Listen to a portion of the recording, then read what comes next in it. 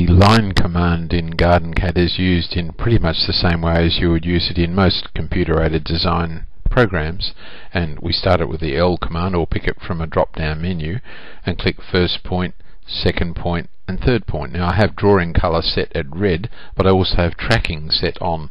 The black button here says tracking's on, so you can see that as I swing my mouse around I can carry on at an angle of 45 degrees, or I wait for it and get my angle at 0. Now I can come down at 270. Can you see that as I move down I'm clicking 2100, 2200, 2300, 2400, so I can easily get distances. Those distances are controlled by the drafting aids, and I've set 100 millimeters as my step size. So it's really quite easy to draw lines of a given length.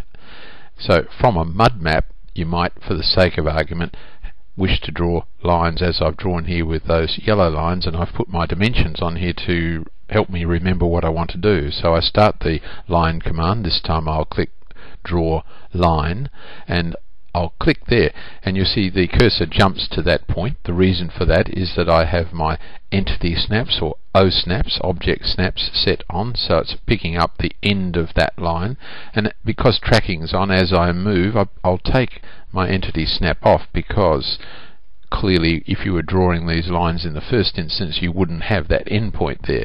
But can you see that by tracking I can draw 1200 that way, and I can come across down here, provided my yellow little tracking icon is there. I'm at 1400, this one has to be 1700, so I simply click. Now I'm heading down in this direction. I can hold my mouse down and pan up. I need to go, and I read my mud map, 2900 in this direction. Now I need to go 1700 down here, and whatever that final distance is, 1500, that's right. So we click there. I haven't dimensioned that particular one. So now I've drawn a series of short line segments. Let me click on them. There's one line, a second line, third line and fourth line.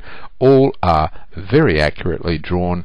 I haven't had to type in any values at all. You can use the standard AutoCAD way of drawing a line, L for line. Start it here. You can hold the shift key down and pick the at sign, at 1200 millimeters, less than sign, less than 45 degrees. That has drawn a line precisely 1200 millimeters long at an angle of 45. So if you know the AutoCAD and IntelliCAD way of doing things, you can draw lines in that way, but it is so much easier to use tracking and get your entity snap options working well, but particularly drafting aids and polar tracking, and get your distance step accurately set. You might change that right on the fly, make it 10. If you have to go 1710 mil, you'd change that to a 10 mil jump setting. So controlling that polar distance step setting is critically important.